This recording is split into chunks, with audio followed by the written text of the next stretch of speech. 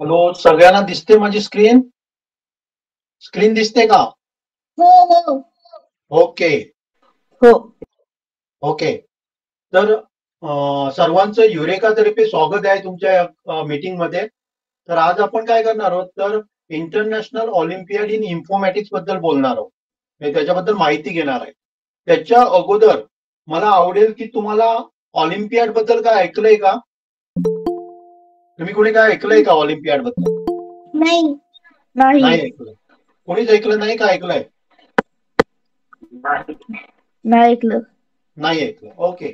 तर generally Olympiad बद्दल आपण कुठे ऐकतो सांगा? शाळेमध्ये ऐकतो. शाळेमध्ये वेगवेगळे ऑलिम्पियाड घेतल्या जातात. ओके. तर मी जी हो. बोलणार आहे ती गव्हर्नमेंटची ऑलिम्पियाड आहे.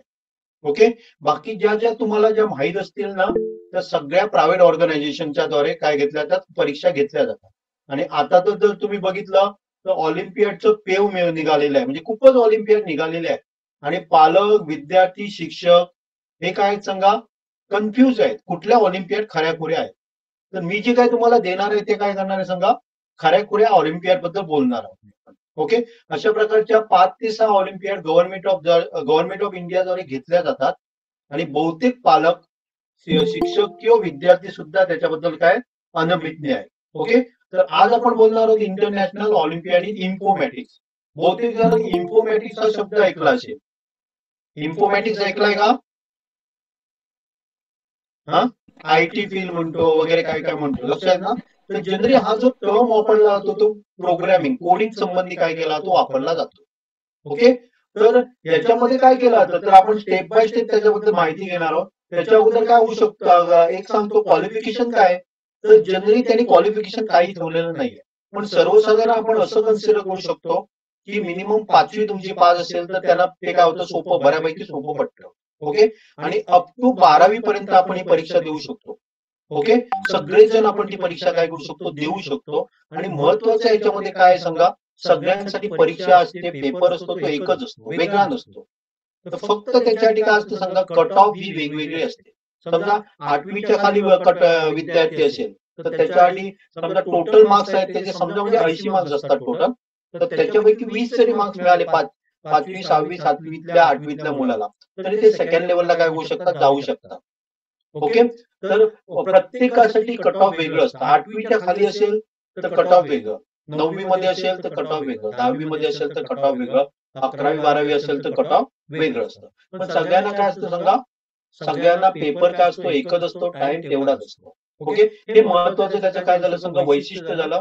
प्रत्येक इयत्तेसाठी वेगळा क्वेश्चन काय केला जात नाही, काढला जात नाही. ओके. आणि याच्यामध्ये वेगवेगळे लेवल्स असतात, त्यापासून पण आपण काय करणार आहोत, स्टेप बाय स्टेप बघणार आहोत. इथे मी सगळं लिहिलेलं आहे बघा इथे. आपण 4 विद्यार्थ्यांची भारत सरकारद्वारे निवड केली जाते आणि त्यांचा संपूर्ण खर्च आहे हा भारत सरकारद्वारे केला जातो. फक्त तुम्हाला जी परीक्षाची स्टार्टिंगला भरावी लागते तेवढाच तुमचा खर्च असतो. त्याच्यानंतर कुठलाही खर्च तुम्हाला करायची गरज नाही. संपूर्ण समजा तुम्ही यदा कदाचित समजा काय गेला समजा, फायनल लेवल याच्यापर्यंत गेला, इंडियातनं जे 4 विद्यार्थी निवडले जातात त्याच्यामध्ये जर तुमचं सिलेक्शन झालं तर बाहेरच्या देशात जिथे जिथे होईल त्या देशामध्ये संपूर्ण खर्च हा काय केला जातो, गव्हर्नमेंट द्वारे केला जातो. त्याचा आणि महत्वाचा फायदा काय आहे बघा, तर काही आय-आय-टी मध्ये उदाहरणार्थ आय-आय-टी गांधीनगर वगैरे, आय-आय-टी बद्दल तुम्ही कोणी ऐकलं असेल का माहित नाही. पण आता जर तुम्ही बघितलं तर बघा, जेईई एक्झाम असते. लोक 12वीचे विद्यार्थी वगैरे जेईई एक्झाम देतात, त्याच्यानंतर त्यांचं काय होतं, आय-आय-टी मध्ये प्रवेश होतो. ओके. जेई पण 2 प्रकारचे असतात. जेई मेन्स असतं, त्याच्यामध्ये सिलेक्ट होऊन जेई ऍडव्हान्स देतं. त्याच्यानंतर आपल्याला आय-आय-टी मध्ये काय मिळतं, प्रवेश मिळतो. तर काही आय-आय-टी अशा आहेत, जर तुम्ही भारताचं प्रतिनिधित्व केलं किंवा भारत म्हणजे शेवटच्या लेवलपर्यंत तुम्ही गेला, तरी काही आय-आय-टी तुम्हाला डायरेक्टली काय देतात, ऍडमिशन देतात. म्हणजे त्यांना तुम्हाला प्राधान्य दिलं जातं. इव्हन सीएमआय तुम्ही ऐकलं असेल का माहित नाही, चेन्नई मॅथ्स इन्स्टिट्यूट किंवा आय-आय-टी हैदराबाद, इथे सुद्धा काय केलं जातं सांगा, डायरेक्टली तुम्हाला म्हणजे कन्सेशन काय दिलं जातं मार्क्समध्ये किंवा काही काही कोर्समध्ये डायरेक्टली तुम्हाला प्रवेश मिळू शकतो. जरी तुम्ही जेईई ऍडव्हान्स वगैरे नाही दिलेली असेल तरी तुम्हाला तिथे काय होऊ शकतो, मिळू शकतो. तर सिंगापूर मधल्या टॉप मोस्ट युनिव्हर्सिटीमध्ये तुम्हाला प्रवेश मिळू शकतो. हाँगकाँग किंवा जगातली जी टॉप मोस्ट युनिव्हर्सिटी आहे, एमआयटी, त्याच्यामध्ये सुद्धा भारतातले असे काही विद्यार्थी गेलेले आहेत की ज्यांनी भारताचं 3 वेळा प्रतिनिधित्व केलं. त्याच्याबद्दल सुद्धा आपण पुढे काय करणार आहोत बघणार आहोत. ओके. तर ही झाली सांगा बेसिक माहिती. हे जनरली काय आहे सांगा, तर हे जे आपलं आहे. ओके. तर ही पहिल्यांदा बघा की आपल्याला गेल्या वर्षी जे सिलेक्ट झालेले हे 4 विद्यार्थी आहेत बघा. यांनी काय केलेलं भारताचं प्रतिनिधित्व केलेलं आणि या बाजूला जी मी दाखवतोय तर मुलींसाठी एक वेगळी ऑलिम्पियाड असते, European girls olympiad in informatics. म्हणजे मुलींची टीम त्याच्यातनंच निवडली जाते. त्याच्यामध्ये सुद्धा स्टेज सेम असतात. आपण आयोवा ही मुलांसाठी आणि मुलींसाठी दोघांसाठी आहे. पण European girls olympiad in informatics ही फक्त मुलींसाठी असते. ओके. मुली 4 मुली त्याच्यासाठी काय केल्या जातात, निवडल्या जातात. ही आपली भारताची टीम आहे. गेल्या वर्षीची मी तुम्हाला टीम दाखवली, म्हणजे गेल्या वर्षी म्हणजे अंदाजी 2023 ची. आता जे नवीन चालू झालंय ते 2024 ची परीक्षा चालू झालेली आहे. ओके. नंतर ही जी परीक्षा आहे ही भारत सरकारद्वारे घेतली जाते आणि आपलं कोण घेतं तर परीक्षा कडलं कोण करतं तर India association for research in computing science ही संस्था काय करते, भारतातर्फे विद्यार्थ्यांची निवड केली जाते. त्याच्यासाठी TCS वगैरे तुम्ही ऐकलं असेल, त्यांच्यातर्फे काय घेतले पहिल्या लेवलची वगैरे परीक्षा ऑनलाईन त्यांच्या मार्फत घेतली जाते आणि भारतातील बहुतेक मोठ्या मोठ्या शहरामध्ये त्यांची काय असतात सेंटर्स असतात.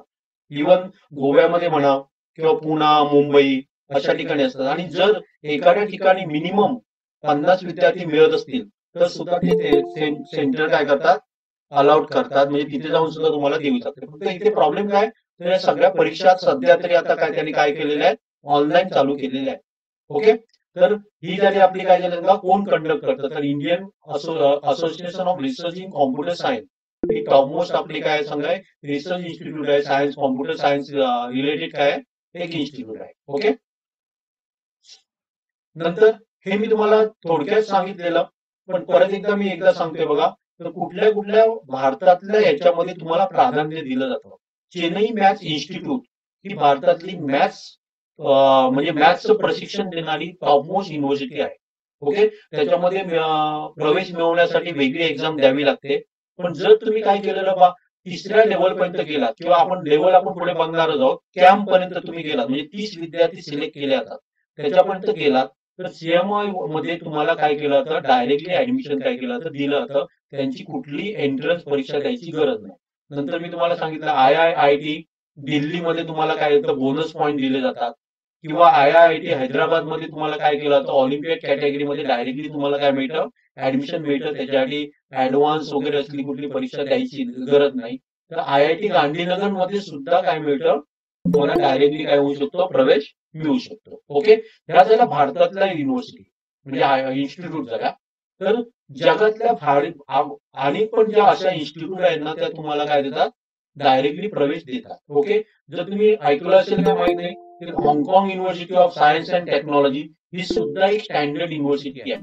तिथे तुम्हाला काय दिलं तिथे आता तुम्हाला सांगा, काय दिलं जर आता तुम्ही सांगा, IOI जर किंवा तुम्ही IOI APIO किंवा मध्ये APIO मध्ये असाल, मेडॅलिस्ट तर असाल तुम्हाला तुम्हाला स्कॉलरशिप काय दिली केली जाते, जाते. दिली जाते. आणि आणि नंतर नंतर याच्यामध्ये सिंगापूरमध्ये सिंगापूरमध्ये 2 युनिव्हर्सिटी आहेत आहेत बघा. म्हणजे NTU आणि NUS नावाच्या या टॉपमोस्ट युनिव्हर्सिटी आहेत. एकदम हायफाय युनिव्हर्सिटी आहेत. याच्यामध्ये सुद्धा जर तुम्ही जर मेडलिस्ट असाल म्हणजे तुम्हाला मेडल वगैरे मिळालेलं असेल तर तुम्हाला त्याच्यामध्ये काय केलं जातं, स्पेशल कन्सिडर केलं जातं आणि तुम्हाला प्राधान्याने त्याच्यामध्ये काय दिलं जातं, ऍडमिशन प्रवेश दिला जातो. ओके. हे सिंगापूर बद्दल झालं.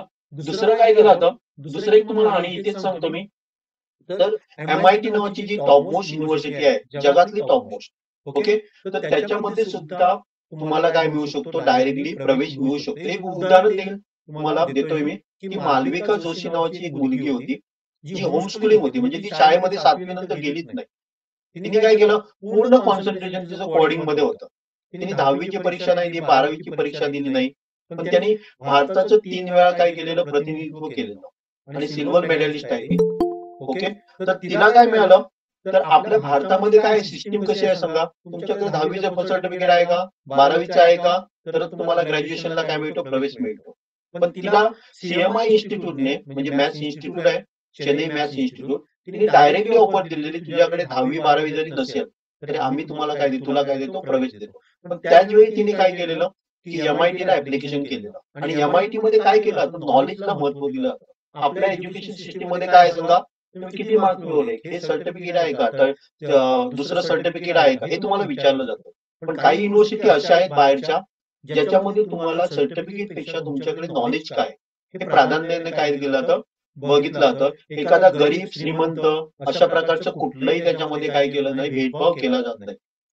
जर समजा गरीब आहे तर त्याला समजा फी वगैरे माफ केली जाते. अशा प्रकारची सुद्धा फॅसिलिटी काय देते. फक्त तुम्हाला काय पाहिजे, चांगल्या प्रकारे नॉलेज पाहिजे. तर मालविका जोशीने काय केलेलं, की 3 वेळा देशाचं प्रतिनिधित्व केलेलं. 10वी-12वी कुठलंही सर्टिफिकेट नव्हतं. तिला MIT मध्ये प्रवेश मिळाला. ती सुद्धा कसं मिळाला समजा, स्कॉलरशिपवर मिळाला. कारण तिच्याकडे नॉलेज होतं. आणि आपल्याला माहित असेल, सोड्याला माहित असेल पालकांना वगैरे, की MIT मध्ये जेव्हा आपण प्रवेश घेतो, तेव्हा कोट्यावधी रुपयाचा आपला काय असतो, तिथे खर्च असतो. पण संपूर्ण खर्च काय केला तिने, युनिव्हर्सिटीने त्याला दिलेला होता. म्हणजे हे त्याचं काय झालं थोडक्यात ऍडव्हान्टेज. ओके. तर दुसरी गोष्ट काय, तर आपल्याला काय करू शकतो आपण 5वी पासून, मी म्हणेन 5वी असं नाही, 4थीतला पासून बसू शकतो, 3रीला पण बसू शकतो. पण काही आपल्याला वाक्य वगैरे सेंटेन्स वगैरे समजायला पाहिजे, त्याचा मिनिंग समजायला पाहिजे. त्यामुळे किमान जर 5वी असेल तर डेफिनेटली त्याच्यामध्ये काय करू शकतो, आपण बसू शकतो. आणि 12वी जाईपर्यंत आपण त्याच्यामध्ये परीक्षा ती देऊ शकतो. लक्षात घ्या, दरवर्षी ती परीक्षा घेतली जाते. आम्ही तर म्हणतोय की 5वी पासूनच मुलांनी ट्राय का करावं, तो 10वी 11वी जाईपर्यंत त्याचं तेवढं परफेक्ट होऊन जाईल. हा त्याचा काय सांगा उद्देश आहे. ओके. तर याच्यामध्ये स्टेजेस कुठल्या कुठल्या असतात. पहिल्या ज्या आहेत ना, 2 मी लिहिल्यात बघा, झोनल इन्फॉर्मॅटिक्स ऑलिम्पियाड आणि झोनल कॉम्प्युटिंग ऑलिम्पियाड. याच्यापैकी कुठलीही एखादी परीक्षा दिली तरी चालू शकते. पहिली जी झोनल इन्फॉर्मॅटिक्स ऑलिम्पियाड आहे, त्याच्यामध्ये तुम्हाला प्रोग्रामिंग वगैरे काही करायची गरज नाहीये. ओके. म्हणजे साधारण लॉजिक कसं आहे, लॉजिक तुमचं कसं आहे, त्याच्या बेसवर काय घेतली जाते, ती परीक्षा घेतली जाते. आणि दुसरी जी परीक्षा आहे ती झोनल कॉम्प्युटिंग ऑलिम्पियाड आहे. तुम्ही कुठली एक देऊ शकता किंवा दोन्ही देऊ शकता. आणि साधारण दोन्ही मिळून साधारण 250 ते 300 विद्यार्थी काय केले जातात, सिलेक्ट केले जातात, दुसऱ्या लेवलसाठी सिलेक्ट केले जातात. पण एकदा लक्षात घ्या, ZIO म्हणतो किंवा त्याला ZCO म्हणतो. ZCO ही प्रोग्रामिंग वर आधारित आहे. त्याच्यामध्ये तुम्ही पायथॉन वापरू शकता, सी वापरू शकता, C++ वापरू शकता, जावा वापरू शकता. ओके. आणि दुसरी जी आहे ती झोनल इन्फॉर्मॅटिक्स ऑलिम्पियामध्ये प्रोग्रामिंग कोडिंग काही करायची गरज नाही. तुम्हाला काही माहित नसलं तरी चालतं. ओके. तर लॉजिकवर आधारित ती काय असते, परीक्षा असते. आणि त्याचा आन्सर तुम्हाला डायरेक्टली लिहायचं असतं. क्वेश्चन असतात त्याचा आन्सर म्हणजे ते डिजिटल याच्यामध्ये असणार, नंबर्स मध्ये असणार आहे, डिजिट्स मध्ये असणार. ओके. ते आपल्याला लिहायचं असतं. आता त्याच्यातनं आपण काय करतो समजा, 250 ते 300 विद्यार्थी Indian national Olympiad in informatics मध्ये सिलेक्ट केले जातात. त्यांची परीक्षा होते.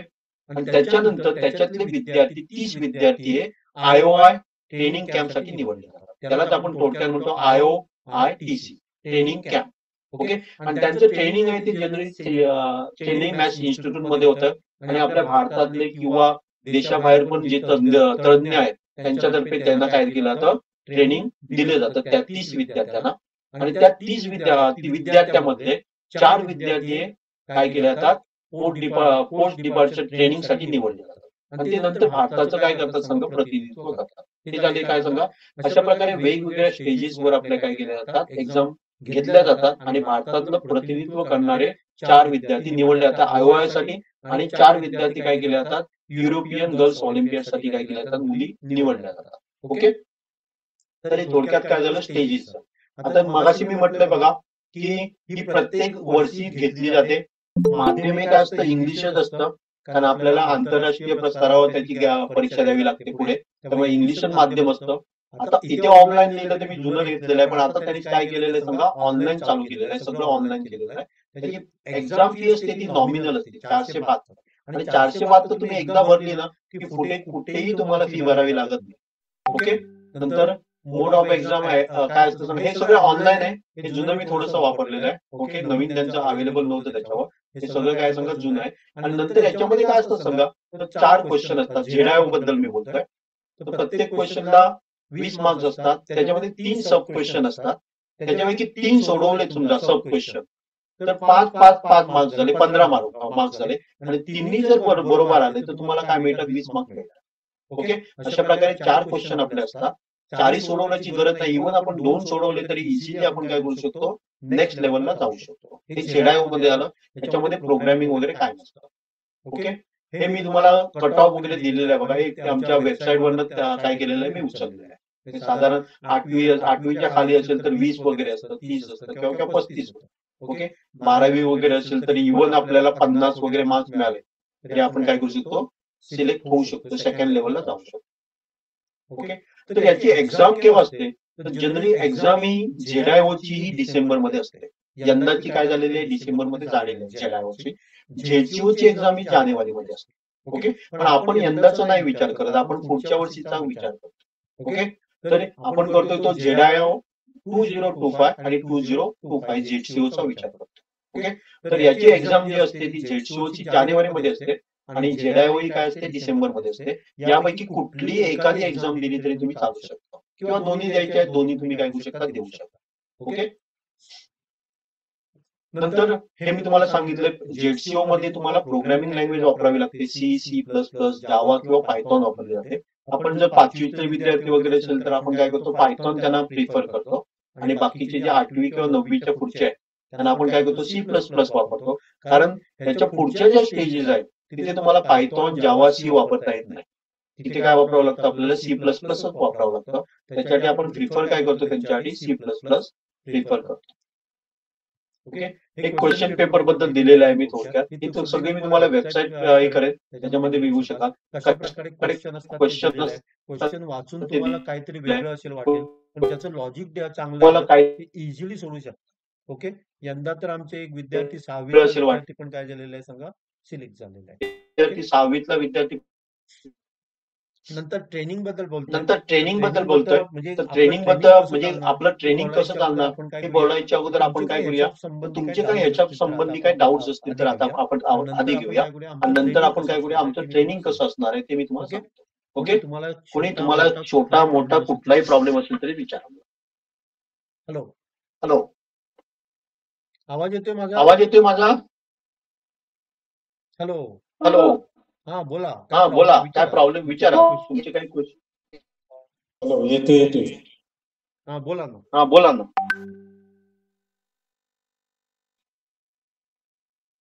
बोला, कोणाला काय विचारायचं आहे का? हॅलो सर, फीज किती असेल आणि ऑनलाईन आहे की ऑफलाईन आहे? हे ऑनलाईन असणार आहे. फीज बद्दल मी बोलतोय. ओके, आणि काय याच्या व्यतिरिक्त काय क्वेश्चन असेल तर सांगा सर. कंटिन्यू करा. या एक्झाम बद्दल कुणाला काय विचारायचं विचारा. ट्रेनिंग आणि फीज बद्दल मी घेतोय 5-10 मिनिटांमध्ये एक्सप्लेन करणार. सर 7व्या वर्गात मुलगा आहे तर मग जानेवारीत परीक्षा देता येईल का? कुठले? 7व्या वर्गात आहे तर मुलगा, मग जानेवारीत कोणती परीक्षा देता येईल? जानेवारीत काय करू शकतो आपण, जानेवारीत यंदाची आपण नाही कन्सिडर करू शकत. अच्छा, कारण त्याचा आपल्याला अभ्यास करावा लागणार आहे. लक्षात येईल ना, तेवढ्या काही इझी नाही आहे आणि टफ पण नाही आहे. ओके, जे टॅलेंट आहे त्यांच्यासाठी टफ नाहीच आहे त्या एक्झाम. आणि C++ तर आता आहे नाही ना त्यांना, एवढ्या लवकर तर राहत नाही ते. काय ते C++ लँग्वेज म्हणत होते, तर ते एवढ्या लवकर 7व्या वर्गात 8व्या वर्गात राहत नाही ना मुलांना. राहत नाही म्हणजे काय, समजत नाही म्हणताय काय म्हणताय तुम्ही? समज म्हणजे शिकवल्या जात नाही ना. शिकवल्या जात नाही, जातात. आता मुलं जावा वगैरे वापरायला चालू केलेले आहेत मुलांनी. हो का? नाही, मी माझ्या मुलाकडे पाहत होतो तेवढं नाही आहे काही कम्प्युटर सायन्स. नाही आहे माझ्या मुलाकडे, मी शाळेत बघतोय तर तितकं नाही दिसत आहे. नाही, शाळेचा संबंध शाळेमध्ये गेलेलंच नाहीये. आपण जो विचार करतो नाही, शाळेतला नाही आहे. शाळेमध्ये सब्जेक्ट कुठे शिकवले जातात असं नाहीये. लक्षात आहे ना, पण ही गरज आहे आपली. कोडिंग करणं ही आपली काय सांगा गरज आहे. ओके, कुठेही घ्या, आता कुठलंही क्षेत्र तुम्ही सांगा मला. तुम्ही कुठल्या क्षेत्रात सांगा? मी आता सिव्हिल इंजिनियर आहे. Civil engineer. आता सिव्हिल मध्ये कोडिंग वापरलं जातं की नाही बघा? हो, डिझाईन मध्ये वगैरे वापरलं जातं, सगळीकडेच वापरलं जातं. लक्षात आहे ना, कोडिंग ही आपली काय सांगा गरज आहे. आणि काही राज्यामध्ये म्हणण्यापेक्षा मी तुम्हाला एक गोवा राज्याचं उदाहरण देईन. गोव्यामध्ये काय केलं जातं, तर 5वी-6वी पासून त्यांनी रोबोटिक्स, कोडिंग वगैरे शिकवायला सुरू केलेलं आहे. त्यांच्याकडे तुम्ही आपला समज असा असतो की बाबा त्या छोट्या मुलांना समजणार नाही. पण जी आताची जी पिढी आहे ना, ती खूप स्मार्ट आहे. खूप स्मार्ट आहे. वैशाली कोणते नाही, वैशाली जरा हे कर ना, फोन बंद कर ना जरा, म्यूट हो ना जरा. वैशाली कोण आहे? हॅलो, आवाज येतोय ना? म्यूट कर ना जरा प्लीज. ओके, आपला समज काय असतो सांगा, की मुलांना हे समजणार नाही. हो झेपणार नाही, पण आपल्यापेक्षा झेपणार बरीच नाही. स्मार्ट आहे. हा पण ती मुलं काय असतात खूप स्मार्ट आहे. हो, हो, आपल्याकडे हो. अशी काही मुलं आहेत ना 5वी 6वीतले आहेत, ती इंजिनिअरिंग लोकांना काय करतायत कोडिंग बद्दल हेल्प करतायत. कारण एखादा समजा मुलगा आपल्याकडे 8वीतला आहे आणि एखादा समजा मोठा म्हणजे 25 वर्षाचा आहे, तर जे 8वीतल्या मुलाला जे आणि त्याला 25 वर्षाच्या मुलाला शिकवलं तर पटकन कोणाला समजतंय सांगा? 8वीतल्या मुलांना समजतं. का समजतं? कारण त्याचं कॉन्सन्ट्रेशन असतं. हा. आपल्या 25 आपण जेव्हा जसजसे मोठे होत जातो तसं आपल्या डोक्यामध्ये विचार खूप असतात. खूप असतात. कॉन्सन्ट्रेशन. पण त्यांचं कॉन्सन्ट्रेशन चांगलं असतं. त्यामुळे तुम्ही जर मी तुम्हाला अशी काही मुलं दाखवेन जी काय करताय सांगा इंटरनॅशनल लेवलला जात आहे, कोडिंग मध्ये जात आहे आणि ती कितवीतली आहे सांगा? 7वी 8वी 9वी 6वीतली पण मुलं आहेत आणि ती वेगवेगळी अशा पाठी. आपला प्रॉब्लेम काय सांगा? आपल्याकडे हे पोचत नाहीये. हा. आपल्याकडे कुठलं पोचतंय सांगा? तर प्रायव्हेट मध्ये जे काय आहे ते आपल्याकडे पोचतंय. ती सगळी माहिती शाळेकडे पोहोचवली जाते. पण दुर्दैव हे आहे की अशा काही गव्हर्नमेंटच्या ज्या ऑलिम्पियाड आहेत त्या मुलांपर्यंत नाही पोहोचत आहे. आणि पोहोचला तरी काय होत नाही सांगा? याची ऍडव्हर्टाईज होत नाहीये. त्यामुळे आपल्याला काय वाटतं सांगा? त्या नाही आहेत. आम्ही असं पण अनुभव घेतोय. समजा आम्ही 2 जर घेऊन एक प्रायव्हेट घेऊन गेलो आणि ही लोकांकडे ही घेऊन गेलो तर लोक प्रायव्हेटला प्रिफर देत आहेत. कारण त्यांची काय असते टीव्हीवर याच्यावर सगळीकडे ऍडव्हर्टाईज असते. पण गव्हर्नमेंट कुठली ऍडव्हर्टाईज करत नाही. ओके, फक्त एवढा समज तुम्ही टाकून बाजूला ठेवा की मुलांना समजणार नाही. हा समज तुम्ही काय करा? बाजूला ठेवा. बाजूला ठेव. अच्छा. ओके. कोणाला काय विचारायचंय? वैशाली कोण बोलतंय? बोल. सर 6वीला माझी मुलगी आहे तर ती भाग घेऊ शकते का? मी तुम्हाला काय सांगतोय बघा, कुठलाही क्वालिफिकेशन काय नाही, फक्त 12वी पर्यंतचे विद्यार्थी याच्यामध्ये भाग घेऊ शकतात. पण शेवटी काय सांगा, मुलं तुमची कसं आहे त्याच्यावर अवलंबून आहे. आता मी तुम्हाला नाही सांगू शकणार की बाबा तिने भाग घेतला म्हणजे ती यशस्वी होईलच असं मी नाही सांगू शकणार. कारण प्रत्येक मुलाला मी जाणत नाही. म्हणजे त्यांना कशा प्रकारे इंटरेस्ट आहे त्याच्यावर शेवटी अवलंबून असतं. पण घेऊ शकतात. ओके. बरं, मग त्याचं साहित्य तुम्ही क्लासमध्ये अवेलेबल करून देणार की बाहेर मी available बोलतोय आहे? मी त्याच्यावर बोलतोय. Okay okay. आणि कोणाला बोलायचंय? आणि कोणाला काही विचारायचंय का? हॅलो. आणि कोणाला विचारायचंय का? हॅलो. कोणाला काय नाही विचारायचं याच्याबद्दल? ओके.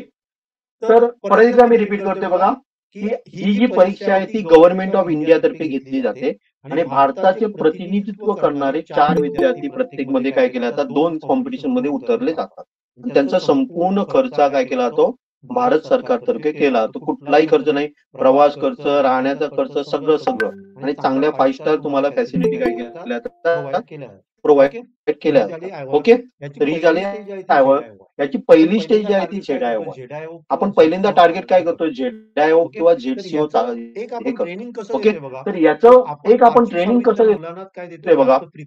तर आपण 5वी 6वीतल्या मुलांना काय देतोय? जास्त प्रिफर कशाला करतोय?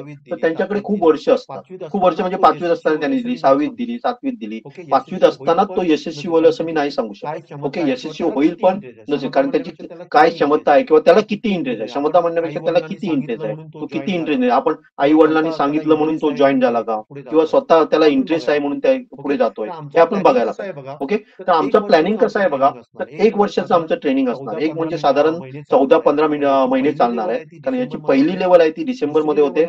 दुसरी लेवल आहे ती साधारण फेब्रुवारीमध्ये होते. त्याच्या पुढच्या लेवली ज्या आहेत त्या जून जुलै पर्यंत चालतात. ओके. म्हणजे जो आपण काय करा, आम्ही टार्गेट काय केलेलं आहे की सेकंड लेवल पर्यंत मुलांना घेऊन जायचं. सेकंड लेवल पर्यंत मुलांना घेऊन गेलं की त्याच्या पुढची सगळी जबाबदारी गव्हर्नमेंट घेतली आहे. तिथे तज्ञ असतात ते तुम्हाला काय घेतात? शिकवतात. सगळं परत एकदा रिपीट केलं जातं आणि तुम्हाला आंतरराष्ट्रीय स्पर्धेसाठी तयारी केली जाते.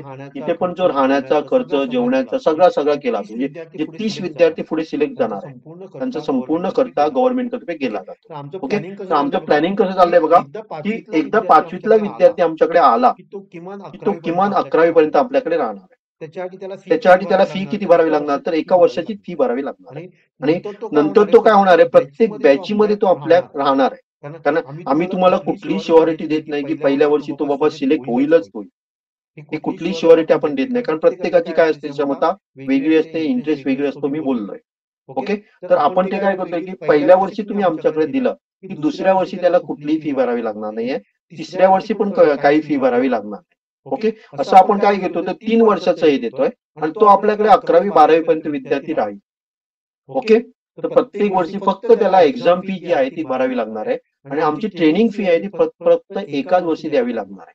याचा मेन फायदा झाला काय होणार सांगा बघा, की आपण बघतोय की आपल्या भारतातनं इंजिनिअरिंग कॉलेजमधनं कॉम्प्युटर इंजिनियर बाहेर पडतायत. पण सध्याची परिस्थिती काय आहे सांगा, की कॉम्प्युटर इंजिनियर जरी बाहेर पडले तरी त्यांचं लॉजिक परफेक्ट नाहीये. ते काय करतात सांगा, एक कोणतरी प्रोग्राम लिहितो, त्याची कॉपी करतात आणि ते काय करतात असाइनमेंट वगैरे जे जे काय ते पुढे केलं जातं हे फॅक्ट आहे. आणि मोठमोठे इव्हन TCS सारखे किंवा इन्फोसिस सारखे जे डायरेक्टर लोक वगैरे आहेत मोठ्या पोस्टवर ते पण तेच सांगतायत की यांच्याकडे लॉजिक नाहीये.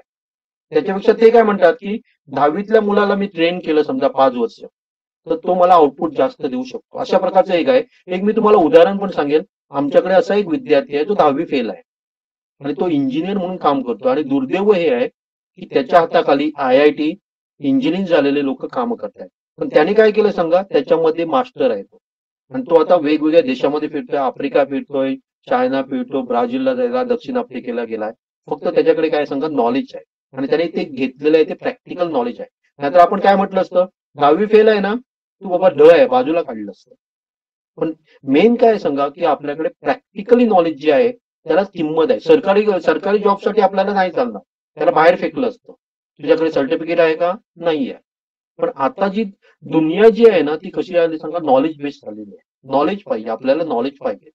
ओके. तशा प्रकारचं आपल्याला काय मिळेल म्हणजे जरी आपण काय समजा सिलेक्शन नाही झालं समजा पहिल्या दुसऱ्या तिसऱ्या वर्षी पण आपलं सिलेक्शन नाही झालं पण जे नॉलेज मिळणार आहे ते कुठेतरी आपल्याला कामाला येणार आहे. आणि मेन म्हणजे लॉजिक. इथे सगळं मेन काय आहे सांगा लॉजिक.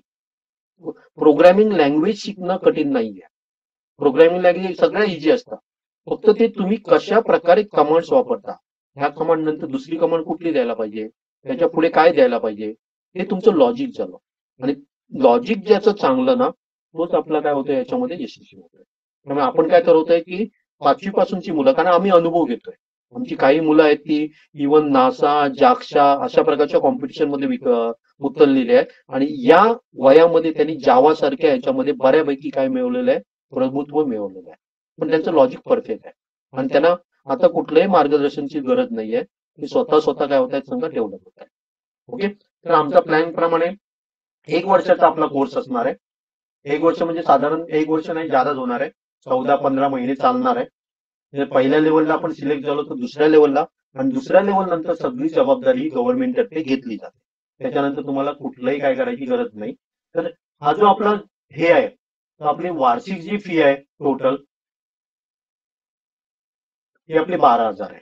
आणि याच्यामध्ये आपण काय करणार आहे तर 2 आठवड्यातनं 2 दिवस काय घेतलं जाणार आहे, लेक्चर घेतले जाणार आणि सगळे ऑनलाईन असणार आहे. ओके. दुसरी गोष्ट काय करायची आहे तर याच्यामध्ये तुम्ही एकदा 12,000 भरले की दुसऱ्या वर्षी तुम्हाला फी भरायची गरज नाहीये, तिसऱ्या वर्षी पण फी भरायची काय नाही गरज नाहीये. तुमचं संपूर्ण सिलेबस जो आहे त्या परीक्षेसाठी तो संपूर्ण आमच्याकडे, तुम्हाला ऍडिशनल काही कुठलीही बुक द्यायची गरज नाहीये. तुम्हाला आम्ही अशा काही लिंक देणार आहेत की जेणेकरून तुम्ही काय करू शकाल सांगा की नॅशनल किंवा इंटरनॅशनल लेवलला ज्या काही कॉम्पिटिशन होतात त्याच्यामध्ये सुद्धा मुलांना तुम्ही काय करू शकता उतरू शकाल. आणि त्या सगळ्या कॉम्पिटिशन काय असतात फ्री असतात. त्याच्यामध्ये एक अकाउंट बनवायचं आणि वेगवेगळ्या डेली तुम्हाला मंथली वगैरे काय दिले जातात, वेगवेगळ्या प्रकारची म्हणजे प्रॉब्लेम दिले जातात ती सॉल्व्ह करण्याचा प्रयत्न करायचा जेणेकरून तुमचं काय होणार सांगा लॉजिक परफेक्ट होणार. ओके. हे झालं फी बद्दल. ओके. आणि आपली जी बॅच चालू होते ती जानेवारीपासून तयार होते. कारण गेल्या वेळी आम्ही काय केलं सांगा की आमची बॅच चालू झालेली ऑगस्ट सप्टेंबरच्या स्टार्टिंगला झालेली. आपल्याकडे जवळजवळ 8 स्टुडंट घेतलेले कारण नवीन होतं सगळं. त्याच्यातले 2 स्टुडंट आपण काय केले पुढच्या लेवलला गेलेले. ओके. तर आता आपण काय करतो की एवढ्या वेळामध्ये एवढे आपण करू शकतो तर डेफिनेटली अगोदर चालू केलं तर डेफिनेटली त्याच्यातले जास्त विद्यार्थी काय होऊ शकते जाऊ शकतील पुढे. ओके. आता कोणाला काय विचारायचं तर विचार. आपला जो 2 डेज अ वीक असणार म्हणजे आठवड्यातनं 2 दिवस असणार आहे. 8 ते 9 केव्हा 9:30 पर्यंत पण जाईल. ओके. केव्हा तरी चुकून. ओके. पण आपलं काय असणार आहे टायमिंग असणार आहे ते 8 आणि 8 to 9 PM असणार आहे. ओके. ओके. आता कोणाला काय विचारायचं विचारा. हे 2 दिवस सर सॅटर्डे संडे राहील की वर्किंग डे? वर्किंग डे राहणार आहे कारण आपली रात्री असते ना, रात्री असते बघा. कारण कारण जनरली सॅटर्डे संडे आम्ही अनुभव काय घेतो की मुलं कुठेतरी फिरायला जातात आणि हो, काय हो. होतात, त्यामुळे काय होतात, क्लासेस मिस होतात. ते कसं आहे, आजकाल खेळायलाही जातात ना, 8:30-9 पर्यंत येत नाही खेळून. बरोबर. आणि कोणाला काय विचारायचंय?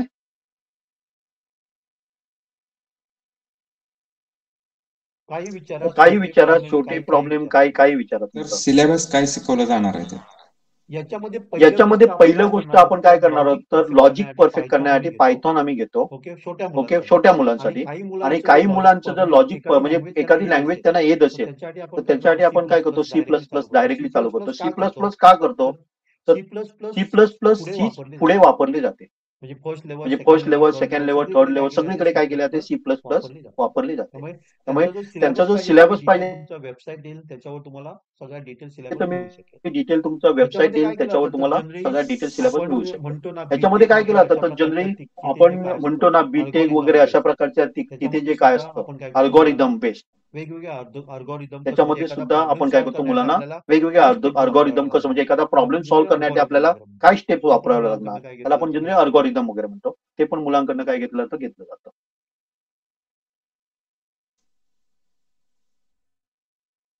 आणि कोणाला काय विचारायचंय? हॅलो. नमस्कार सर. हा बोला. नमस्कार हा सर. बोला. सर आता म्हणजे मी आता जस्ट 5 मिनिटापूर्वी जॉईन केलं. तर तुम्हाला कळालं की 5th स्टँडर्ड पासून सुरुवात आहे. तर आता मला मुलगा फर्स्ट स्टँडर्डला आहे. काय त्याच्यासाठी काय अवेलेबल आहे आता सध्या? सध्या सध्या तुम्ही त्याला हे देऊन काही देऊ नका त्याला. सध्या मी तर म्हणेन. बरं. ओके, त्याला खेळू दे, मजा करू दे थोडी. ओके, कारण जनरली काय होतं, जेव्हा आपण छोट्या याच्यामध्ये देतो ना, एखादं छोट्यामध्ये आपण देतो, तेव्हा प्रॉब्लेम काय होतो सांगा, की आपल्याला त्याच्या मनात त्याच्याबद्दल जर समजा घृणा निर्माण झाली, तर परत तो त्याच्याकडे परत वळणार नाही. तेव्हा मी काय म्हणतो, लक्षात आहे ना, पहिल्यांदाच जर त्याला त्या वयामध्ये कठीण वाटलं, त्याला बाबा नाही जमलं, तर तो काय करणार नाही, त्या क्षेत्राकडे परत बघणार नाही. त्यामुळे पहिलीतल्या दुसरीतल्याला आपण नाही प्रिफर करत. Okay. Okay sir. Sir timing काय राहील आणि 8 ते 9. टॅब, 8 ते मोबाईल 9. आणि कम्प्युटर यातलं काय वापरावं लागेल? म्हणजे काय म्हणता? टाइम शेड्यूल तुमचं जे 8 ते 9 म्हटलेलं आहे तुम्ही हा. साधारणपणे, हा. आता त्यांचे वार वगैरे काय फायनल फिक्स असतात का? आणि काय झाले 7 वार ते 9 म्हणजे मी क्लास म्हणतो मंगळवार आणि शुक्रवार मी फिक्स करतोय. ओके. आमचे क्लासेस असतील तेव्हा बुधवार फक्त ऑफ आहे त्याला, बुधवार शनिवार. हा एक झाला इश्यू. टायमिंग कसं होतं बघूया. ओके. दुसरा इश्यू म्हणजे कम्प्युटर लागणार का त्याला, लॅपटॉप लागणार आहे का? कॉम्प्युटर लागणार, कॉम्प्युटर पाहिजे आपल्याला. हा ठीक आहे सर. मी तुम्हाला वेबसाईट पण दाखवते बघा तिथे, आणि मी तुम्हाला चार्ट मध्ये पण शेअर करतोय बघा. दुसरी गोष्ट, बुक्स वगैरे सगळी तुम्हाला याच्यामध्ये भेटू शकेल. ओके, त्याच्यावर मी पाठवलेलं आहे बघा.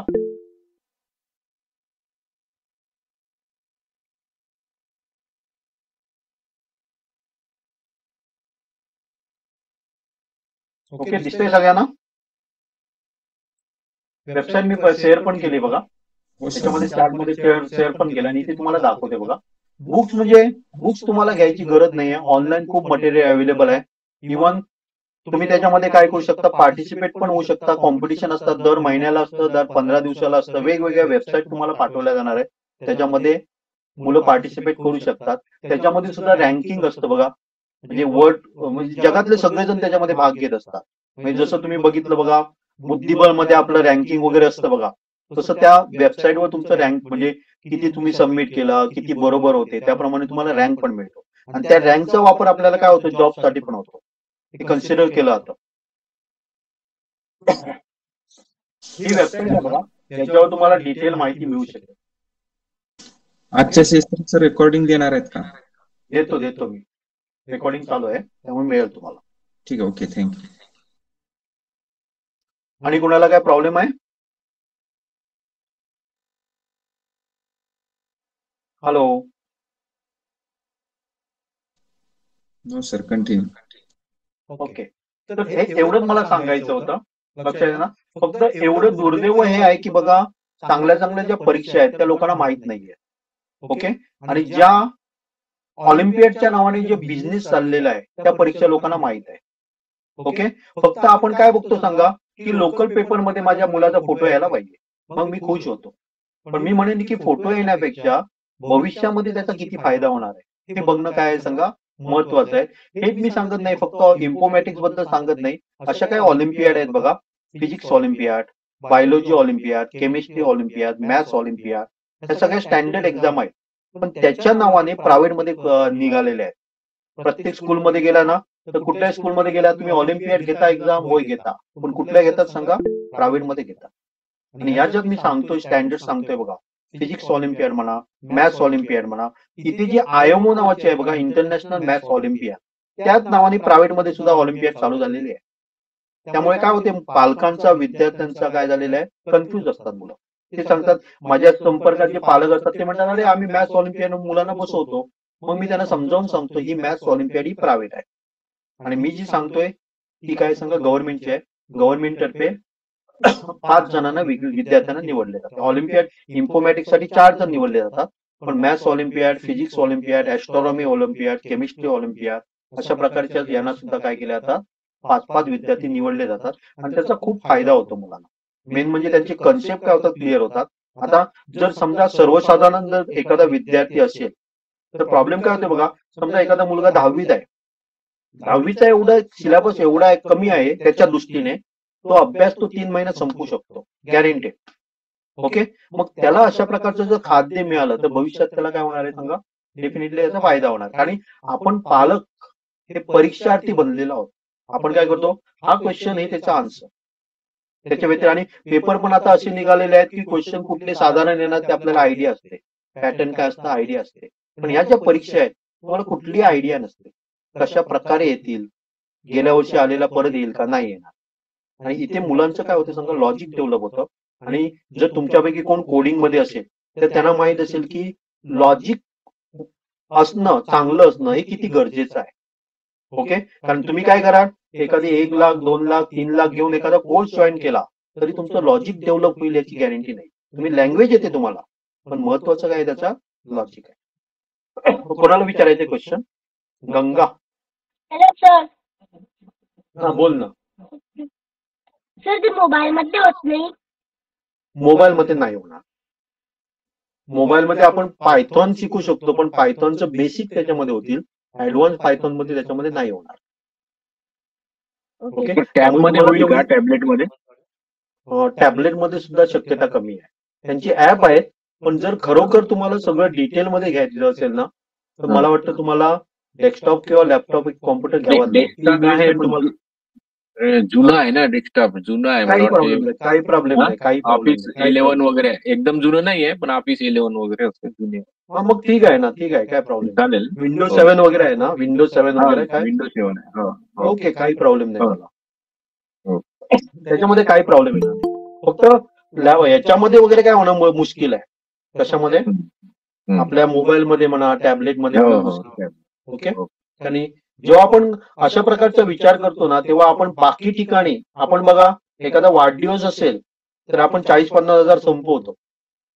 त्याच्यापेक्षा मी म्हणेन की तुम्ही अशा प्रकारे इन्व्हेस्ट करा, कारण तो वाढदिवस म्हणा किंवा बाकीचे समाज हा देखावा झालाय, खूप देखावा झालाय त्याच्यामध्ये. ओके. मग त्याच्यावर जाणं हे करणार, किंवा आपण एखाद्या हॉटेलमध्ये गेलो तर इझिली आपण 4-5 जण गेलो तर 5-6 हजार खर्च करतो. ओके. मी तर म्हणेन की त्याच्यापेक्षा मुलांना तुम्ही काय द्या अशा. आणि आमच्या याच्यामध्ये कॉन्टॅक्टमध्ये अशी काही मुलं आहेत ना, एकदा त्यांना इंटरेस्ट दिला ना, इंटरेस्ट निर्माण झाला तर ते गेम वगैरे सगळं विसरून, गेम म्हणजे ग्राउंडवरचं नाही म्हणत मी, मोबाईल गेम, टीव्ही वगैरे सगळं विसरून ते संपूर्ण त्याच्यामध्ये इन्व्हॉल्व्ह होतात. फक्त त्यांना काय व्हायला पाहिजे, इंटरेस्ट निर्माण व्हायला पाहिजे. आणि आपण असं म्हणू शकत नाही की काही पालक म्हणतात काय की त्याला इंटरेस्टच नाहीये. आता मी तुम्हाला एक छोटंसं उदाहरण देतो. समजा मी एक पदार्थ तुम्हाला दिला जो केव्हा तुम्ही तो खाल्लेला नाहीये, तर तुम्ही असं म्हणू शकणार नाही मला तो आवडत नाहीये. तुम्ही ते काय करायला पाहिजे, टेस्ट करायला पाहिजे, तेव्हा तुम्ही म्हणू शकाल की मला आवडत नाहीये. पण आपल्याकडे असे काही माझ्या याच्यामध्ये येतात, मी त्यांना रोबोटिक्स बद्दल सांगतो, आर्टिफिशियल इंटेलिजन्स मध्ये सांगतो, आणि ही गरज आहे. तुम्ही कितीही नाही म्हटलं ना, काही वर्षापूर्वी मोबाईल आपल्याला कुणीतरी सांगितलं असतं, सांगायचे कशाला पाहिजे हे करा. आता तर मोबाईल हे आपलं जीवन बनलेलं आहे, त्याच्याशिवाय चालतच नाही. तसंच आता एआय आहे ना, पुढची स्टेज आहे ती आपली एआय. पुढची कशाला आताच आपल्या अवेलेबल. जर तुम्ही याच्यामध्ये असाल ना, म्हणजे जवळपास कुठे राहत असाल, गोव्यामध्ये यंदा आमची एक टीम उतरते बघा, 15 जणांची टीम आहे. त्याच्यामध्ये आमच्याकडे 6वी, 7वी, 8वी, 9वी, 11वी पर्यंतची मुलं आहेत. 15 जणांची टीम आहे आणि यंदा भारतातलं जे इंटरनॅशनल इंटरनॅशनल म्हणजे भारतातली टीम सिलेक्ट करण्याचं कॉम्पिटिशन हे गोव्यामध्ये होत आहे आणि त्याची 25, 26, 27, 28 जानेवारी. जर तुम्हाला वेळ असेल ना तर मुद्दाम या तिथे. भारतातले सगळ्या टीम येणार आहेत आणि काही आंतरराष्ट्रीय पण टीम येणार आहेत आणि त्याच्यामध्ये सगळी मुलं आहेत ना ती 6वी, 7वी, 8वी, 5वीतली पण मुलं आहेत. ती कुठल्या लेवल पर्यंत गेलेली आहे. आणि अशी काही मुलं आहेत ना आमच्या टीम मध्ये, अशी काही मुलं आहेत जी एकदम ग्रामीण भागातली आहेत. सरकारी याच्यामध्ये मराठी मीडियम मध्ये शिकलेली मुलं आमच्याकडे आहेत. 2-3 मुलं आहेत ना, ती तशी मुलं आहेत, पण ती एवढी ट्रेन झालेली आहेत, बिंदास बोलतात. आणि आमच्या टीमला गोवा गव्हर्नमेंटने ब्रँड अँबॅसिडर म्हणून नेमलेलं आहे. आम्ही काय करतोय की बाकीच्या मुलांना ही मुलं काय घेणार ट्रेनिंग. आणि याच्यामध्ये आमचा उद्देश काय की आम्ही त्यांना काही हेल्प करत नाही. मुलं येत आहेत, जमतायत एकत्र आणि तिथे ते प्रॉब्लेम आपला सॉल्व्ह करतायत, ते शिकतायत. आणि बेस्ट वे काय आहे सांगा, एखादी कुठली गोष्ट शिकण्याची आपण नुसते व्हिडिओ बघून नाही शिकू शकत, आपलं नुसतं पुस्तक वाचून नाही शिकू शकत. जेव्हा आपण ते प्रत्यक्ष करतो ना तेव्हा ते काय होतात, प्रॉब्लेम त्यांना समजतात. आता त्यांचा जो रोबोट बनतोय, आता जवळजवळ त्यांचे 1-2 महिने झालेले आहे, पण त्यांनी एवढे रोबोट बनवतायत आणि परत ते काय करतायत, परत नवीन बनवतायत, कारण त्यांना प्रॉब्लेम काहीतरी येत आहे. आणि ते प्रॉब्लेम कसे सोडवायचे हे स्वतः काहीतरी वेगळं काहीतरी करतायत. एक रोबोट बनवायला त्यांना आता 10 वेळा त्यांनी काय केलं सांगा, जोडले परत तोडले, परत जोडले परत तोडले. त्याच्यातनं त्यांना काय होतं सांगा, ही चेन बाबा इथे वापरले तर काय प्रॉब्लेम येतो, किंवा हे व्हील्स असं वापरलं तर काय प्रॉब्लेम येतो, हे सगळं त्यांना काय करते समजतंय. आणि learning by doing is best way to learn असं आपण म्हणतोय बघा. जेव्हा आपल्याला एखादी गोष्ट शिकायची असेल ना, ते केलं तरच आपल्याला ते, कारण कोणी मला शिकवलं तर नाही येणार आहे. आपण जेव्हा प्रॅक्टिस करणार आहे, इव्हन कोडिंग मध्ये सुद्धा प्रॅक्टिस महत्वाची आहे. नाहीतर मी 10 प्रोग्राम केले, कुठले केले, मी शिकवलेले 10 प्रोग्राम मुलांनी केले, मुलाचं परफेक्ट नाही होत. तर त्याच्यासाठी मुलांनी आणि 20 प्रॉब्लेम स्वतः करायला पाहिजे, तेव्हा ते काय होते सांगा, त्यांना समजतंय. ओके, तुमच्यापैकी जर कोण आजूबाजूला आमच्या राहत असेल, म्हणजे गोव्याच्या आजूबाजूला, म्हणजे रत्नागिरी, कोल्हापूर, मुंबई, पुणे सुद्धा तुम्ही येऊ शकता, एक ट्रिप काढू शकता. आता प्लॅन करा. 25ला उद्घाटन असणार आहे. जर तुम्हाला चांगलं बघायचं असेल तर मी म्हणेन की 26, 27, 28 बुक करून ठेवा, कारण 26 जानेवारीला सुट्टी आहे. त्यामुळे तो चांगला एक योग आहे तुम्हाला. तुमच्या मुलांना पण दाखवा, म्हणजे मुलं कुठल्या स्तरापर्यंत जाऊ शकतात याची तुम्हाला कल्पना येईल. ओके, आणि कोणाला काय विचारायचंय? सर हॅलो, ते गोव्यामध्ये बोल ना. कुठे आहे? गोव्यामध्ये पणजीला श्यामाप्रकाश मुखर्जी म्हणून एक स्टेडियम आहे, त्याच्यामध्ये ते होणार आहे. आणि गोवा गव्हर्नमेंटने काय केलंय तर त्यांना फी, म्हणजे त्यांची फी सगळी गोवा गव्हर्नमेंट भरत आहे. त्यामुळे मला वाटतं गोव्यात ना यंदा जवळजवळ नाही म्हटलं तरी 10 ते 12 टीम असते. आणि टोटल टीम त्याच्यामध्ये ऑल ओव्हर इंडियातलं 100 असणारच आहे. आणि दुसरी गोष्ट काय केलंय तर गोवा गव्हर्नमेंटने दिव्यांग, म्हणजे आपण म्हणतो काय म्हणतो, अपंग मुलं असतात बघा, त्यांच्या पण टीम त्याच्यामध्ये उतरत आहेत. कारण ती पण मुलं हुशार असतात, त्यांना पण संधी देण्याचा काय करतायत ते प्रयत्न करतायत. आणि त्यांना ट्रेनिंग द्यायची जबाबदारी आमच्या टीमवर दिलेली आहे. आमच्या टीमवर म्हणजे मी नाही देणार आहे, तर आपली जी टीम मधले जे मेंबर्स आहेत ते त्यांना हेल्प करतायत. Hello sir. दुसरी गोष्ट काय केलंय बघा, आमच्या टीमचा सोशल मीडिया वगैरे ते सगळे हँडल करतायत. सोशल मीडियावर पण आहे आमची टीम, गोवाट्रॉनिक्स म्हणून. आमच्या सोशल मध्ये आम्ही जे दिव्यांग मुलांना हेल्प करतोय त्याची माहिती कुठे गेली सांगा, USA पर्यंत पोहोचलेली आहे. आणि कालच आमची, म्हणजे शनिवारी आमची मीटिंग झाली त्यांच्यावर, एका USA बरोबर, एका कंपनी बरोबर. आणि त्यांनी आम्हाला काय दिले सांगा, स्पॉन्सरशिप दिलेली आहे. ते काही रक्कम आम्हाला काय करणार आहे, देणार आहे. जगामध्ये अशा काही कंपन्या आहेत, जर तुम्ही चांगलं काम करत असाल ना तर ते हेल्प करायला तुम्हाला पुढे येतात. इव्हन आमच्या अकाउंटमध्ये पैसे पण काय झालेले आज जमा झालेले आहे. देशभरातूनच नाही तर विदेशातनं सुद्धा तुम्हाला काय मिळू शकते सांगा, अशा प्रकारे संधी. मुलांना आपण काय द्यायला पाहिजे सांगा, प्रोत्साहन द्यायला पाहिजे. फक्त साध्या म्हणजे एकदम आपल्या समजा स्टेट लेवलच्या वगैरे परीक्षा देण्यापेक्षा ज्याच्यापासून मुलांना फायदा, कारण आता परीक्षा खूप निघालेल्या आहेत, नॅशनल टॅलेंट वगैरे असं नावं दिलं जातं, वेगवेगळी नावं दिलं जातं. आणि ती काय केली आता सांगा, एखाद्या 2-3 जिल्ह्यावरती जरी मर्यादित असल्या तरी त्याला नाव दिलं तर नॅशनल एक्झाम दिली जाते. आणि पालकांना वगैरे डिटेल माहीत नसल्यामुळे पालक काय करत असतात, त्यांना बसवत असतात. पण मी तर म्हणेन की अशा प्रकारच्या जे स्टँडर्ड एक्झाम आहेत नाही सक्सेस मिळलं काय प्रॉब्लेम नाही, पण जेव्हा एखाद्या अशा प्रकारच्या स्टँडर्ड एक्झामला तुम्ही बसवता मुलांना ना, तेव्हा त्याचं नॉलेज डेफिनेटली काय करत असतं, वाढत असतं. बोला, कोणाला काय बोलायचं आहे? नमस्ते सर. हा बोला ना. हा, मी अपर्णा शिंदे बोलते. सर, पहिलं तर खूप अभिनंदन, खूप छान आहे. म्हणजे तुमच्यामुळे आम्हा पालकांना हे सगळं माहित होते, एवढे इंटरनॅशनल लेवलच्या एक्झाम वगैरे. मला एक विचारायचं होतं, आपण सगळं ऑनलाईन घेणार आहोत आणि तुम्ही आता जे म्हणताय की तुमची टीम मुलं एकत्र येऊन रोबोट वगैरे तयार करतायत, मग ते परत एकत्र येणार का ते ऑफलाईन? नाही नाही नाही, मी तुम्हाला ते दुसरं कॉम्पिटिशन सांगतोय, ते रोबोटचं कॉम्पिटिशन आहे, पण त्याच्यामध्ये पण प्रोग्रामिंग आहे. हे जे आपलं चाललंय ना, ते ऑलिम्पियाड चाललंय. ऑलिम्पियाड म्हणजे इंटरनॅशनल, याच्यामध्ये कोडिंग आहे, फक्त कोडिंग आहे, आणि ते तुम्ही फक्त ऑनलाईनच शिकायचंय. मी जे सांगतोय ते रोबोटिक्सचं उदाहरण दिलं. हा, रोबोटिक्सचं उदाहरण दिलंय मी तुम्हाला ते. ओके, याच्यामध्ये टीम वगैरे काय नाही बनवायची. नाही नाही, याच्यामध्ये टीम वगैरे काही बनवायची नाहीये. प्रत्येक जण स्वतः काय करणार आहे, त्याच्यामध्ये पार्टिसिपेट करणार. Okay okay. सर, हा बोला ना.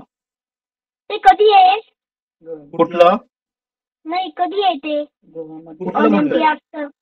ऑलिम्पियाडचं मी जे आता जे आपण डिस्कस करतोय ना, ऑलिम्पियाड हे डिसेंबर मध्ये एक्झाम असते.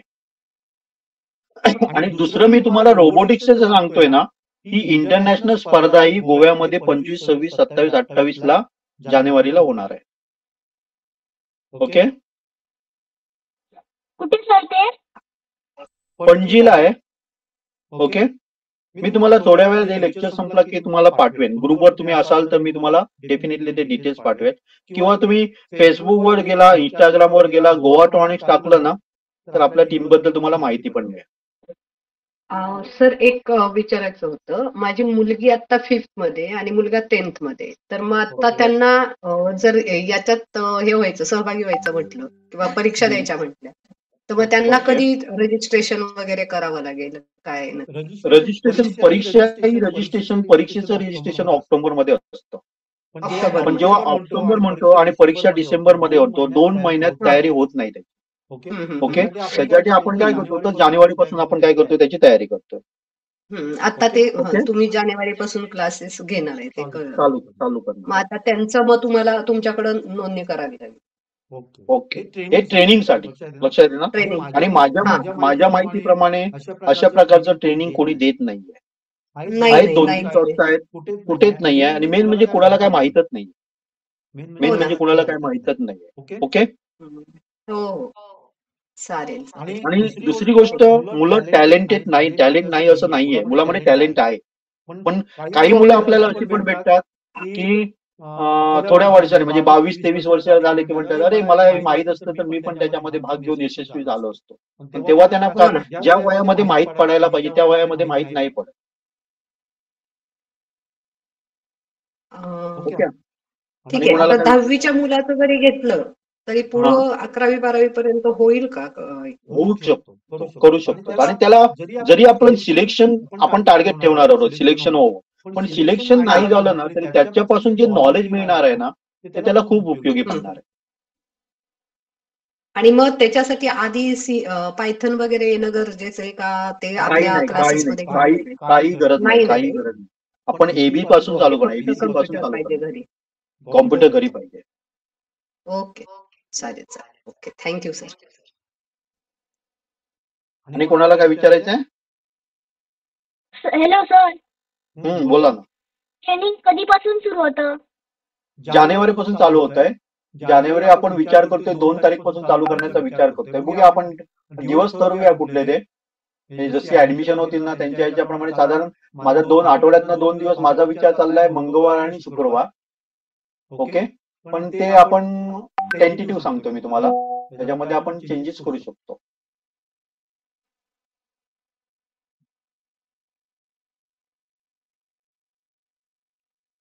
ओके, आणि कोणाला काय विचारायचं आहे? ज्यांना ज्यांना वेबसाईटला शक्य असेल त्यांनी बघा, डिटेल तुम्हाला दिसू शकेल. इथे तुम्हाला आपले टीम पण सगळ्या दिसतील, म्हणजे एक्झाम सेंटर कुठे असतात सगळं डिटेल माहिती आहे. टीम बघा इथे आहे, ही आहे ती मगाची बहुतेक मी घेतलेलीच आहे टीम, 2023 ची आहे बघा. हे भारताचं त्यांनी प्रतिनिधित्व केलेलं, बहुतेक थोडे पुण्याचे आहेत, कलकत्त्याचे, म्हणजे जनरली शहरातल्या मुलं आहेत, कारण त्यांना माहित असतं ऑलरेडी, त्यांची प्रिपरेशन ते अगोदरपासूनच करत असतात. ओके.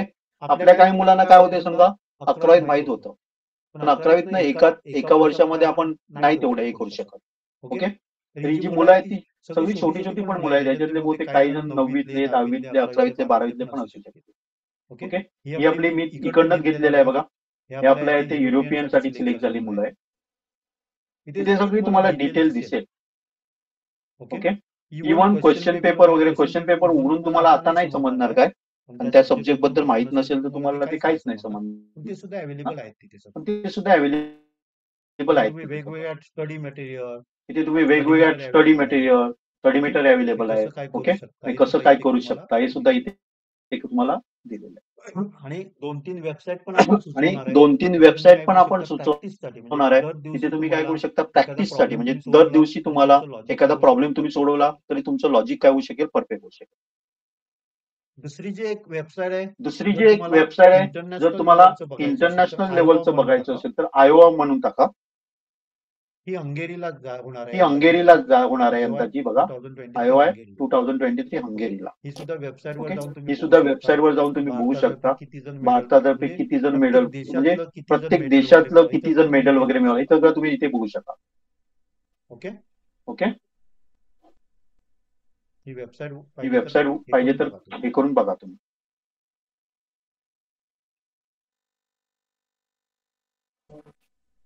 शेड्यूल वगैरे सगळं इथे दिलेलं असणार आहे. आणि प्रत्येक देशामध्ये जसं भारतातनं निवडले जातात भारत सरकारतर्फे, तसं प्रत्येक देशातल्या सरकारद्वारे निवडले जातात. असे प्रायव्हेट संस्थेद्वारे निवडले जात नाही स्टुडंट. ओके. आणि याच्यामध्ये एक महत्वाचं जर बघितलं ना तर याच्यामध्ये जी बाजी मारतात ती चायनीज मारतात, चायनीज, जपानीज. आणि अमेरिकेच्या टीम मध्ये सुद्धा जे टॉप मोस्ट म्हणजे गोल्ड मेडलिस्ट वगैरे असतात ना ते चायनीज असतात. स्टुडंट काय असतात चायनीज, कारण त्यांना काय दिलं जातं सांगा, लहान वयातच अशा प्रकारचं दिलं जातं.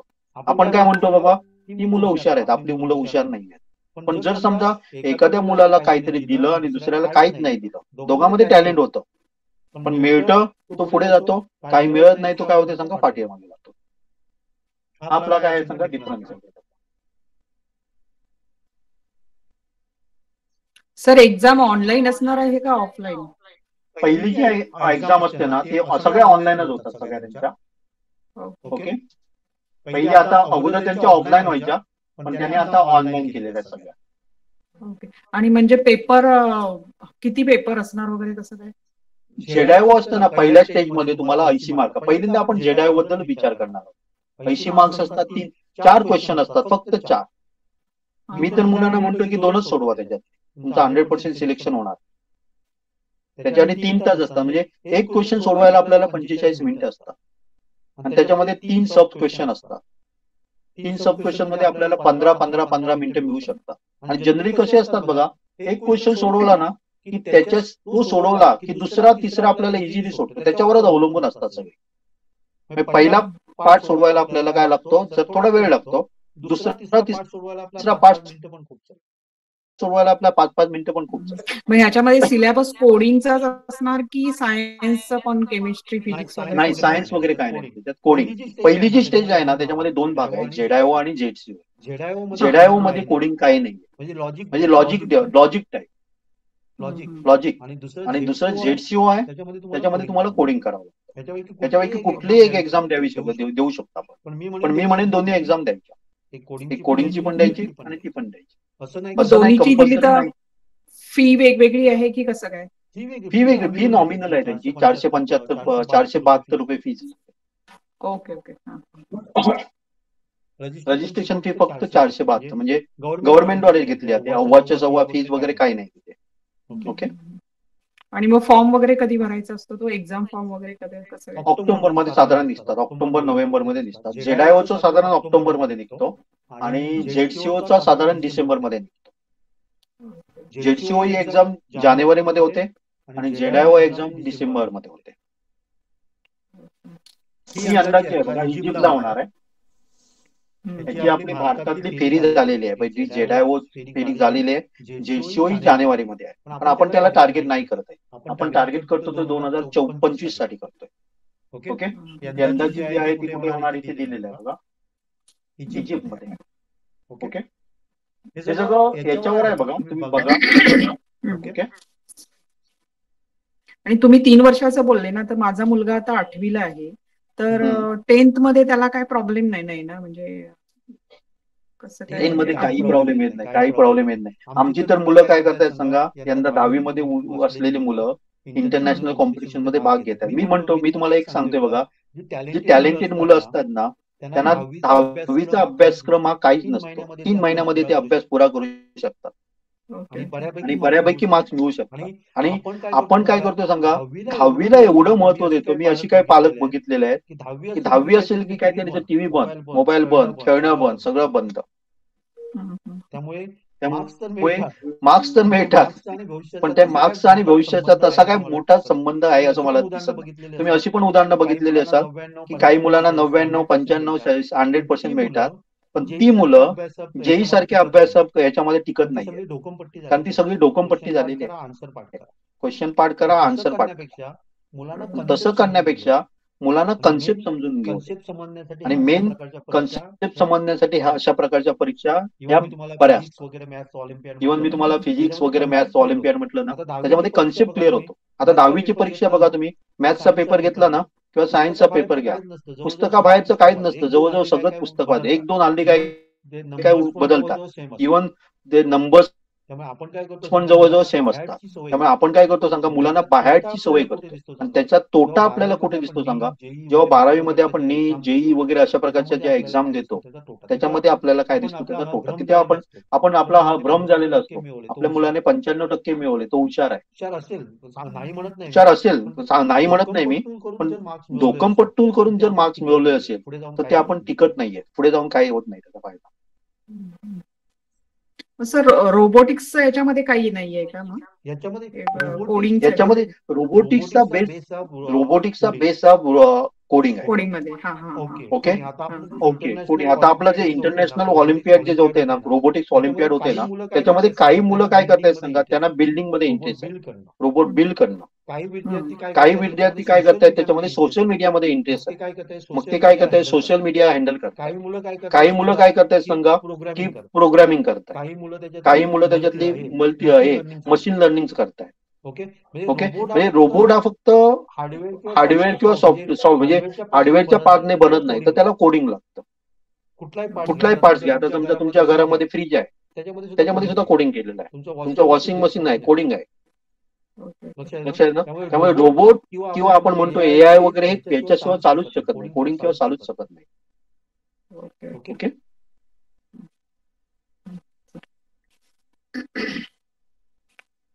बोला, कोणाला काय बोलायचं बोला, हात कोणी उचलला करा ना, बोला ना. सर, क्लासची स्ट्रेंथ विद्यार्थ्यांची किती असणार?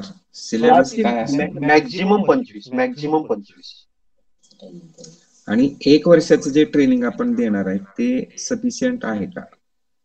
सफिशियंट शेवटी मुलावर असतं. ओके, की असं मी तुम्हाला काही सांगणार नाही, कुठलीही फॉल्स तुम्हाला हे देणार नाहीये. प्रत्येक मुलाची क्षमता वेगळी असते, त्याचा इंटरेस्ट वेगळा असतो, तो कशा प्रकारे तयारी करतो. समजा आता तुम्ही जर कुठल्या याच्यामध्ये गेला, 100 मुलांनी ऍडमिशन घेतलं तर त्याच्यातले 5 ते 10 विद्यार्थी सिलेक्ट होत आहेत.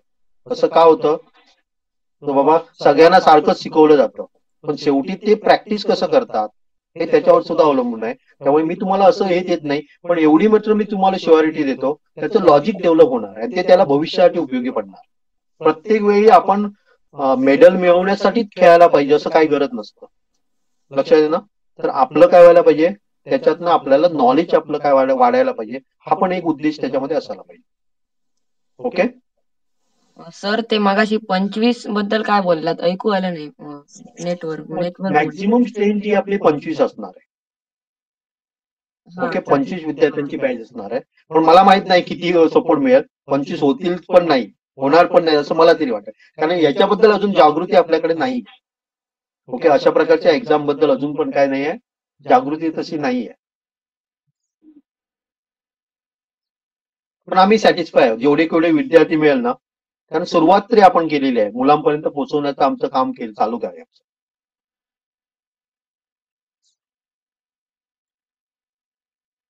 ओके, आणि कोणाला काय विचारायचं आहे? सर एक विचारायचं होतं, जसं आता तर जशी जी त्याला आम्ही पास झालोय, कारण म्हणजे बारवी माझी मुलगी 10वी आता 11वी 12वीला नीटची तयारी करते सर. तर तिच्यासाठी इंटरनॅशनल लेवलला आता काय प्लॅटफॉर्म अवेलेबल आहे? तिने मी तर म्हणेन की बायोलॉजी ऑलिम्पियाड द्यावं. तिने नीटची जर तयारी करत असेल. यंदा कितवीला आहे ते? यंदा कितवीला आहे? यंदा 11वीला आहे सर.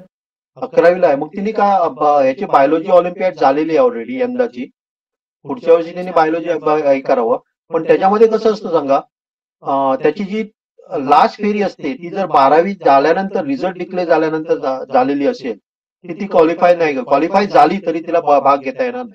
पण तिने आपलं नॉलेज अपडेट करण्यासाठी ते बायोलॉजी ऑलिम्पियाडला भाग घ्यावा. ओके, बायोलॉजी घेऊ शकते ती. इव्हन तिला जर इंटरेस्ट असेल तर फिजिक्स घेऊ शकते, केमिस्ट्री ऑलिम्पियाड घेऊ शकते. त्या पण गव्हर्नमेंटद्वारे घेतल्या जातात, पण कुणाला माहित नाहीये. ओके, आमच्या माध्यमातून आम्ही मुलांना बसवत असतो, पण त्यांची तयारी करून ते बसत नाहीये. हा एक काय असतो प्रॉब्लेम असतो. इव्हन 10वीची मुलं आहेत ना, त्यांना ज्युनियर सायन्स ऑलिम्पियाड आहे. ते पण गव्हर्नमेंट तर्फे असते आणि ते पण देशाचं प्रतिनिधित्व करतात. दुसरी आहे ती ऍस्ट्रॉनॉमी ऑलिम्पियाड आहे.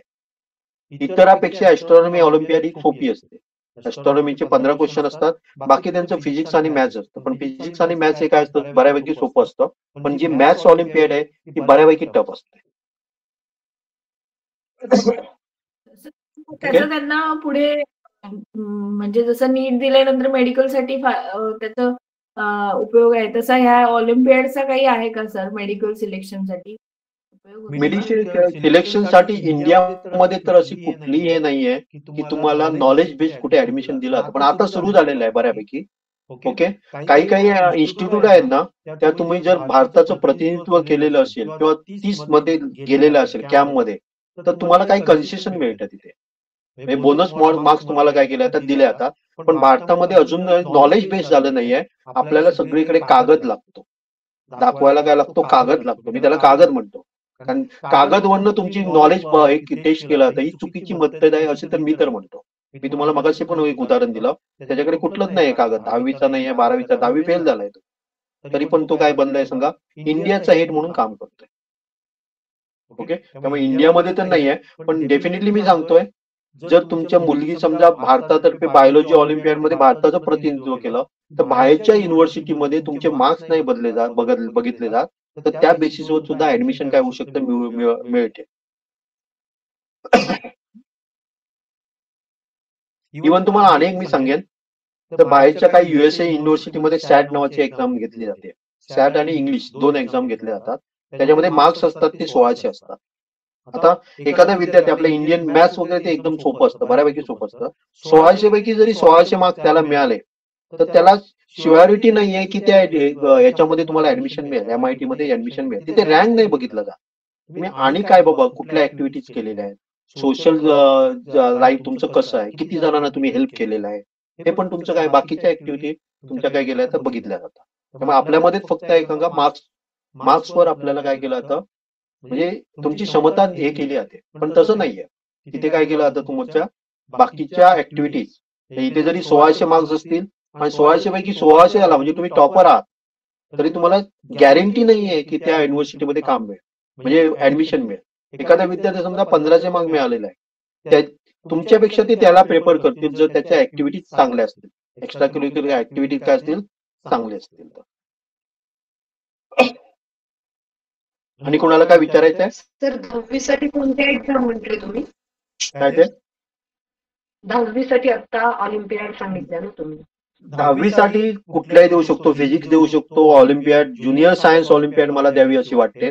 पण ते तुम्ही 9वी, 8वी, 9वी, 10वीत असताना देऊ शकता ज्युनियर सायन्स. बाकीच्या फिजिक्स, मॅथ्स, बायोलॉजी, ऍस्ट्रॉनॉमी हा 8वी पासून कुठलाही विद्यार्थी देऊ शकतो. पण त्याचा सिलेबस असतो तो आपला 11वी पर्यंत असतो. ओके. आणि त्याला ऍप्लिकेशन वगैरे कसं करायचं असतं काय? ते ऑनलाईन असतं. जसं तुम्ही इथे जस्ट तुम्ही टाकलं ना फिजिक्स ऑलिम्पियाड म्हणून टाका. Physics Olympiad. आणि मला एक विचारायचं आहे, आता तुम्ही सगळे मुलांना हे एकत्र करतात ना क्लासमध्ये, ऑनलाईन क्लासमध्ये 6वी, 5वी, 8वी, 9वी असं, तेव्हा त्याच वर्षाचे त्यांना असं हे करतात या सगळ्यांना मिळून एकच हे असतं सिलेबस असतो? जनरली काय लक्षात घ्या, आपण समजा एखादा वेगळा सब्जेक्ट शिकवायचा झाला समजा 11वीच्या मुलाला आणि समजा एखाद्या 5वीच्या मुलाला वेगळा सब्जेक्ट शिकवायचा झाला, दोघांचा सब्जेक्ट सेम आहे, तर मी कुठून सुरू करणार? एबी पासूनच सुरू करणार दोघांना? काय वेगळं सांगणार? 11वीच्या मुलाला वेगळं सांगणार, 5वीच्या मुलाला वेगळं सांगणार? नाही करणार. तर कोडिंग हे कसं आहे सांगा, काय आम्ही अनुभव घेतलेला आहे की माझ्याकडे 3रीतली मुलगी एक होती ठाण्यातली, स्वरा कांदे नावाची, जी माझ्याकडे पायथॉन 3रीत असताना शिकलेली. आता ती बहुतेक 7वीत गेलेली आहे. पण ती एवढी एक्सपर्ट आहे की तिला तिच्या बॅच मध्ये एक माझ्याकडे डिप्लोमा होल्डर होता, तो पण माझ्या पायथॉन मध्ये जॉईन झालेला, पण तिला जेवढं समजत होतं तेवढं त्याला समजत नव्हतं. हे फॅक्ट आहे. कारण मुलांचं कॉन्सन्ट्रेशन काय असतं सांगा, छोट्या मुलांचं खूप कॉन्सन्ट्रेशन चांगलं असतं. हा आमचा अनुभव आहे. ओके. त्यामुळे तुम्ही असं म्हणू नका की बाबा 4थीतला मुलगा आणि 12वीतला मुलगा, असं पण आम्ही बघितलंय. आमच्यामध्ये असं पण एक हे होते, म्हणजे त्यांना आवड होती, 60 वर्षाचे गृहस्थ होते, त्यांना प्रोग्रामिंग शिकायचं होतं, ते माझ्याकडे एनरोल झालेले. त्यांना काय मी म्हणजे त्यांना आपण बघितलं तर 60 वर्ष म्हणजे शिकण्याचं वय नाहीये, पण त्यांना इच्छा होती, इंटरेस्ट आहे. इंटरेस्ट आहे. बरं, मी तुमचे हे ग्रुपमध्ये मी ऑलरेडी आहे. लास्ट टाइम आम्ही बेब्रस चॅलेंजमध्ये माझा मुलगा हे घेतलेला होता. ओके. तसं तुमचे काय अपडेट असले ते ग्रुपमध्ये टाका, आम्ही हे करू. ओके. इथे बघा मी ओपन केलेले आहे बघा, नॅशनल स्टँडर्ड एक्झामिनेशन फिजिक्स वगैरे. इथे बघा तुम्ही नुसतं फिजिक्स ऑलिम्पियाड टाका, बायोलॉजी ऑलिम्पियाड टाका, सगळी माहिती मिळणार आहे. ओके. आणि ज्या मी तुम्हाला सांगतो ना सगळ्या स्टँडर्ड एक्झाम आहेत. ओके. पण कुठलाही दुर्दैव हे आहे, कुठल्याही शाळेमध्ये कॉलेजमध्ये त्याबद्दल माहिती पोचलेली नाहीये, आणि पोचलेली असेल तरी विद्यार्थ्यापर्यंत ती अजून तरी पोचत नाही. हे आपलं दुर्दैव आहे. त्यामुळे टॅलेंटेड एखादा शहरातच असतो असं काय नाहीये, एखादा मुलगा गावात पण असतो, भयानक टॅलेंटेड असतात, पण त्याला ती संधी मिळत नाहीये. तुमचा उद्देश तोच आहे की त्याला संधी मिळायला पाहिजे. अगदी शाळेत नाही मिळत माहिती ही सर अजिबात.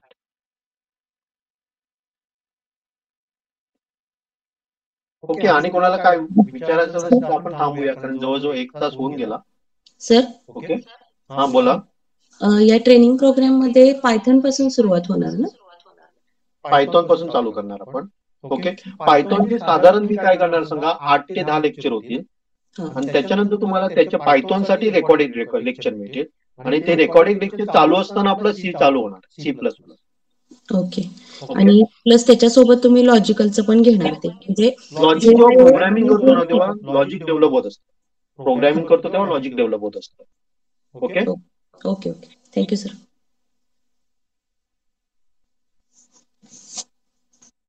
आणि कोणाला काय विचारायचं असेल तर थांबूया आपण. Okay. Okay sir, thank you. Good night. याच्यामध्ये टाका ना कुठून आहात तुम्ही. दुसरी गोष्ट, पुढच्या महिन्यात शक्य झालं तर जरूर या गोव्यामध्ये.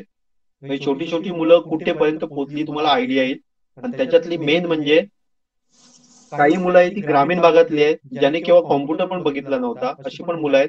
दुसरी गोष्ट त्याच्यामध्ये अपंग पण मुलं आहेत, जी स्वतः काय बनवतात. आम्ही अलग अलग तुम्हाला कसं आयडेंटिफाय करायचं? तुम्ही माझा नंबर आहे ना तुमच्याकडे, माझा नंबर आहे ना. नंबर मध्ये आमच्या टीमचं नाव गोवाट्रॉनिक्स आहे, आमच्या टीमचं नाव गोवाट्रॉनिक्स आहे. ओके. हा, तिथे मी नक्की असेल. ओके. नंबर नाही त्याने पाहिजे तर मी पाठवते बघा. ओके. ओके.